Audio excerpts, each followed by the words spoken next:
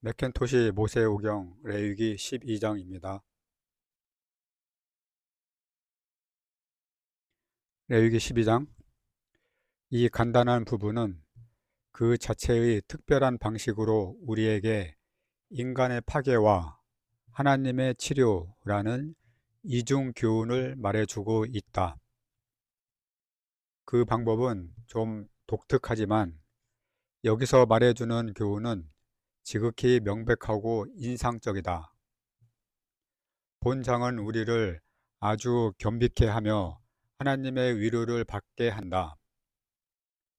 우리가 성령의 능력을 힘입어 사람의 마음속에 직접적으로 성경을 해석해 줄 때에 모든 성경은 우리를 우리의 자아로부터 그리스도에게로 인도하는 효력을 나타낸다. 우리의 타락한 본성의 어느 부분을 보나 타락한 인간의 역사의 어느 단계를 보나 가령 타락한 인간의 잉태, 출산, 그리고 인생의 전 과정 중의 어느 시점을 보더라도 인간은 허약과 더러움이라는 이중적인 표징을 지니고 있다.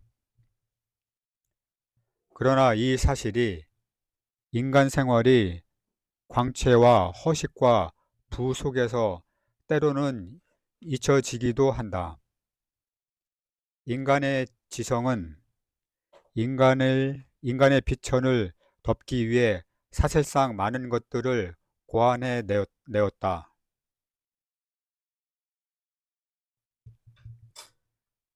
여러 가지 방법으로 인간은 장식하고 도금하며 능력과 영화의 외모를 덮어쓰려고 노력한다. 그러나 이 모든 것은 허사이다. 인간이 세상에 들어올 때에는 아무런 힘없는 피조물로 보일 뿐이며 또 이 세상을 떠나갈 때에는 골짜기의 흙덩이 신세만 되고 마니 이것은 인간의 모든 자만이 얼마나 허위이며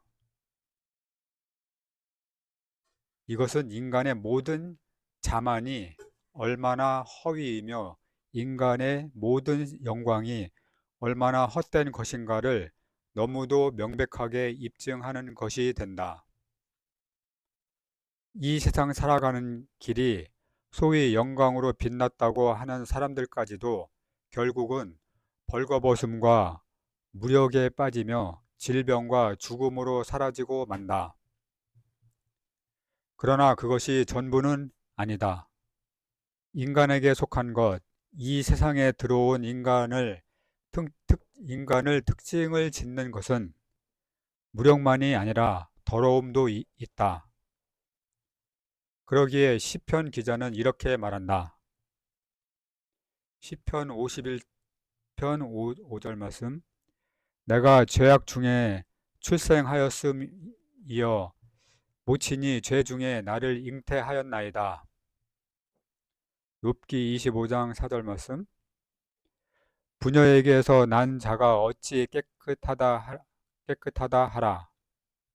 하랴. 부녀에게서 난 자가 어찌 깨끗하다 하랴.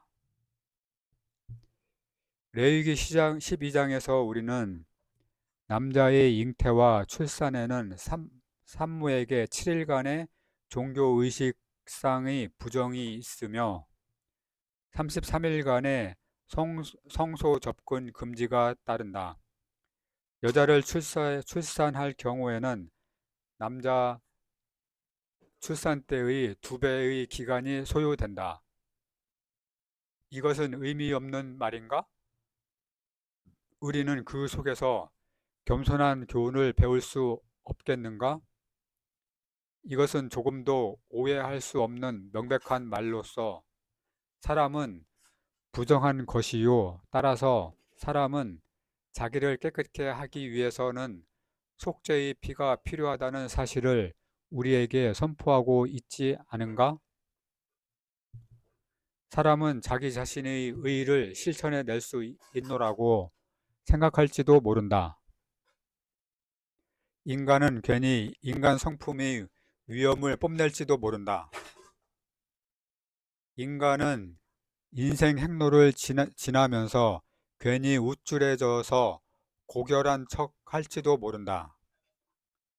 그러나 잠시 뒤로 물러서서 우리 앞에 전개된 짧은 레위기 12장을 한번 생각해 보노라면 인간 자신의 교만, 허식, 위험, 그리고 의 따위는 삽시간에 사라질 것이며 그 대신에 우리 주 예수 그리스도의 십자가 안에서 거룩한 의의 근거는 물론 진실로 참된 위엄의 확고한 기반을 발견하게 될 것이다. 이 십자가의 그림자가 본 장에서는 이중적인 방법으로 우리 앞을 지나가고 있다. 첫째는 남자아이가 하나님의 이스라엘의 한 사람으로 등록되는 남자아이의 할례에서이고, 둘째는 산모가 모든 더러운 세력에서 회복되어 성소에 다시 접근하며 거룩한 것과 다시 접촉할 수 있는 번제와 속죄제에서이다.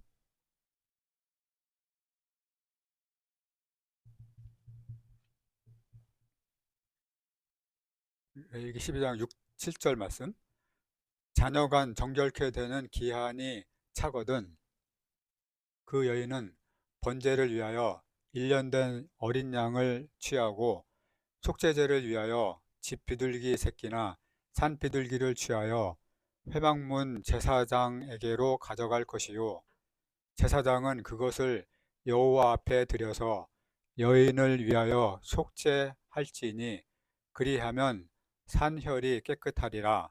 이는 자녀간 생산한 여인에게 대한 규례니라.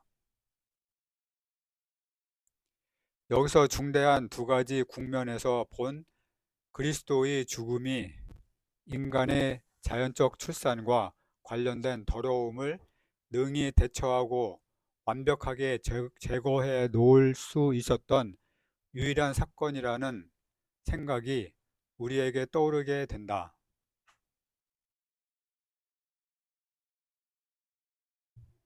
다시 말해서 번제는 하나님의 평가에 따른 그리스도의 죽음을 대표하는가 하면, 한편으로 속죄제는 죄인의 필요를 담당하고 있는 것으로서의 그리스도의 죽음을 대표하기도 하는 것이다. 그 여인의 힘이 어린 양에 미치지 못하거든 산비둘기 둘이나 집비둘기 새끼 둘을 가져다가 하나는 번제물로 하나는 속죄물로 삼을 것이요 제사장은 그를 위하여 속할지니 그가 정결하리라. 8절 말씀. 피 흘림이 없이는 아무것도 정결함을 줄 수가 없다. 십자가가 인간의 허약과 인간의 더러움을 해결하는 유일한 치료책이다. 이 영광스러운 사역을 믿음에 의해 이해하는 곳은 어디서나 완전한 정결을 즐길 수 있다. 우리가 십자가에 대해 가지고 있는 이해가 미약할 수도 있으며 그 신앙이 흔들릴 수도 있으며 그 체험이 얕을 수도 있지만, 그러나 분명히 기억해야 할 사실은 우리의 영혼의 즐거움과 위로는 우리가 가지는 체험의 깊이도 아니요 믿음의 확고성도 아니요 이해의 강함도 아니요 다만 예수의 피에 대한 하나님의 평가와 그 피의 불변적인 효험인 것이라는 점이다. 이 사실이 마음에 커다란 안식을 안겨다 준다. 십자가의 희생은 회중 가운데서 자신의 신분이 어떻든 간에 하나님의 이스라엘의 개개인에게는 동일한 것이다. 언제나 은혜로우신 우리 하나님의 부드러우신 그 아량은 부자가 바친 어린 양의 피와 마찬가지로 가난한 자가 바친 산비둘기의 피를 똑같이 유효한 것으로 받아주셨다는 사실에서 역력히 나타나고 있다. 구속사역의 온전한 가치가 각자에게 동일하게 유지되고 나타나는 것이다. 만약 그렇지 못했더라면 종교의식적으로 부정한 것으로 간주되고 있는 이스라엘의 가난한 여인이 부자 이웃의 멋진 목축장을 바라보면서 얼마나 비통해 했을까?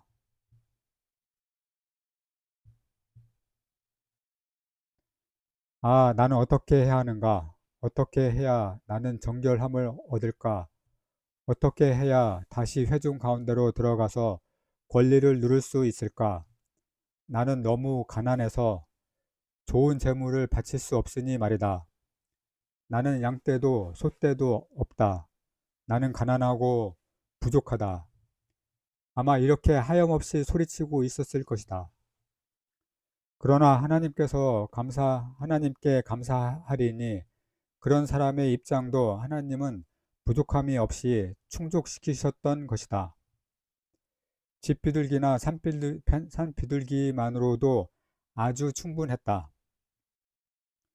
레위기 14장이 문둥병자의 경우에 있어서도 완전하고도 동일한 아름다운 은혜가 비쳐 나오고 있다. 14장 14절에서 21절, 30절에서 32절 말씀. 그가 가난하여 이에 힘이 미치지 못하면 그는 힘이 미치는 대로 산비둘기 하나나 집비둘기 새끼 하나를 들이되 문둥병 환자로서 그 결례에 힘이 부족한 자의 규례가 이러하니라.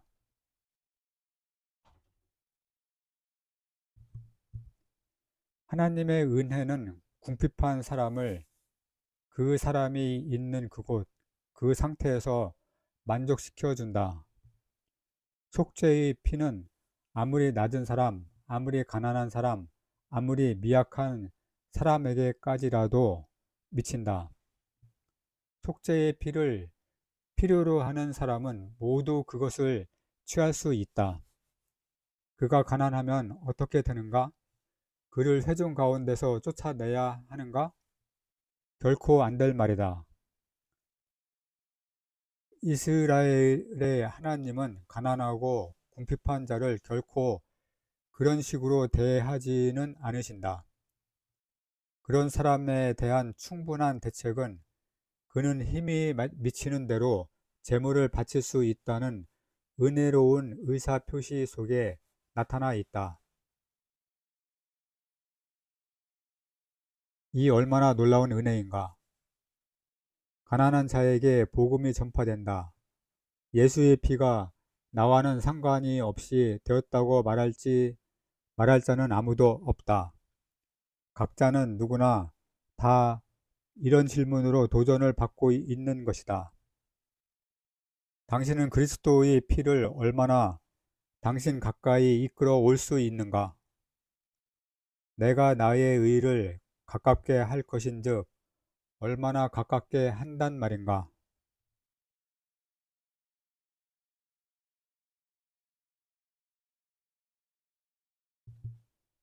그것은 너무도 가깝게 하여서 로마서에서는 이렇게 말했다. 이를 아니할지라도 경건치 아니한 자를 의롭다 하시는 이를 믿는 자에게는 그의 믿음을 의로 여기시나니. 로마서 4장 5절 말씀. 또 말씀이 내게 가까워 라고 했다. 그럼 얼마나 가깝단 말인가? 그건 역시 너무도 가까운지라 역시 로마서에서 다음과 같이 말하고 있다. 로마서 10장 9절 말씀. 내가 만일 내 입으로 예수를 주로 시인하며 또 하나님께서 그를 죽은 자 가운데서 살리신 것을 내 마음에 믿으면 구원을 얻으리니. 또한 지극히 감격적이고 아름다운 이런 초대도 있다. 이사야 55장 1절 말씀. 너희 목마른 자들아 물로 나아오라. 돈 없는 자도 오라. 일하지 아니한 자에게와 돈 없는 자라는 이 두 가지 표현 속에는 유례없는 은혜가 비치고 있지 않은가? 사람 같지도 아니할 자를 하나님 같다고 하는 것이다. 구원은 우리가 숨을 쉴 때 들이마시고 내쉬고 하는 공기처럼 값없이 주신 것이다. 우리는 공기를 만들 수 있는가? 우리는 공기의 구성 요소를 조금이라도 혼합시켜 만들 수 있는가? 결코 그렇게 할 수 없다.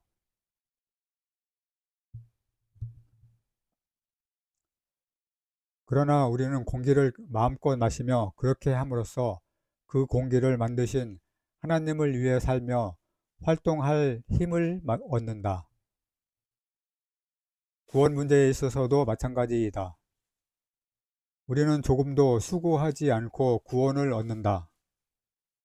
우리는 다른 이의 불을 먹으며 다른 이가 성취해 놓은 일에 편안히 안식한다. 더욱이 우리는 그렇게 먹고 안식함으로써 우리 역시 그의 불을 먹으며 그의 사역 안에 안식을 누리고 있는 하나님을 위해 활동할 수 있게 된다. 이런 진리야말로 중대한 복음의 역설로서 율법으로는 완전히 설명 불가한 것이지만 믿음으로는 아름답게도 자명한 것이다. 하나님의 은혜는 자력으로 어떤 대책을 만들기에 능력이 부족한 자들을 위한 대책을 만드는 일을 즐거워한다. 그러나 레위기 12장에서 제시하고 있는 또 다른 귀한 교훈도 있다. 우리는 레위기 12장 안에서 가난한 자들에 대한 하나님의 은혜를 읽어볼 수 있을 뿐만 아니라 12장의 마지막 절과 누가복음 2장 24절을 비교 검토함으로써 하나님께서 그런 은혜를 나타내시기 위해 품고 계셨던 놀라운 의중도 배울 수 있다.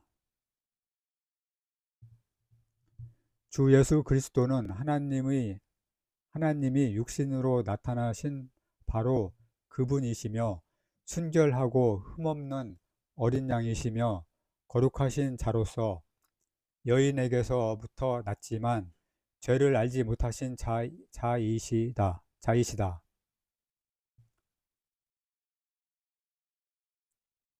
여인이 그리스도를 그 태에 잉태했다가 출산했는데 그는 순결하고도 완전하여 거룩하고 흠이 없는 인간의 몸을 지니셨다.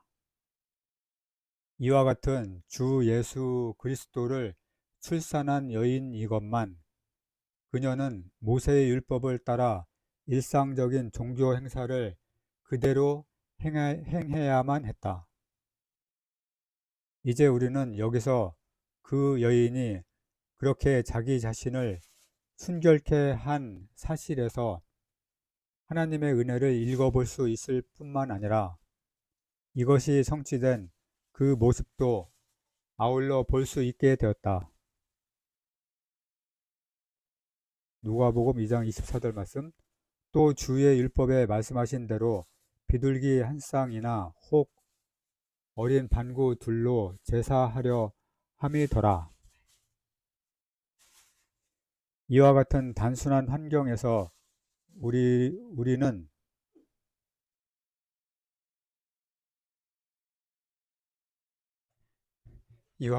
단순한 환경에서 우리는 다음 사실을 배운다. 즉 우리의 복되신 주 예수의 부모는 너무도 가난하여 번제를 위한 어린 양을 바치지 못하는 사람들을 위해 예비해 둔 은혜로운 대책을 이용하지 않을 수 없었다는 사실이다. 이 얼마나 깊이 생각할 문제인가. 영광의 주, 지극히 높으신 하나님, 천지의 소유자, 온 산의 모든 가축을 지니신 자, 우주의 불을 다 지니신 자, 이러한 분이 자기의 손으로 만드신 세상에 나타나신 것은 비천한 생활의 좁은 환경 속이었다. 레위기의 체제는 가난한 자들을 위해 대책을 마련해 두었다. 예수의 모친이 친히 이것을 활용하셨다. 진실로 이런 사실 속에는 우리 인간 마음에 대한 귀한 교훈이 들어있다. 주 예수는 지체가 높거나 귀족적인 사람으로 이 세상에 나타나시지 않았다. 그는 지독하게 가난한 사람이었다. 그는 가난한 자를 대신하셨다. 고린도 후서 8장 9절 말씀, 우리 주 예수 그리스도의 은혜를 너희가 알거니와 부유하신 자로서 너희를 위하여 가난하게 되심은 그의 가난함을 인하여 너희로 부욕해 하려 하심이니라. 우리를 지금과 영원에 걸쳐 부자가 되게 하는 우리 주 예수 그리스도의 귀한 은혜를 만끽하는 것으로 우리의 기쁨을 삼기를 빈다. 그는 우리를 충만케 하기 위하여 사랑이 줄 수 있는 모든 것을 내어 놓으사 자신을 비우셨다.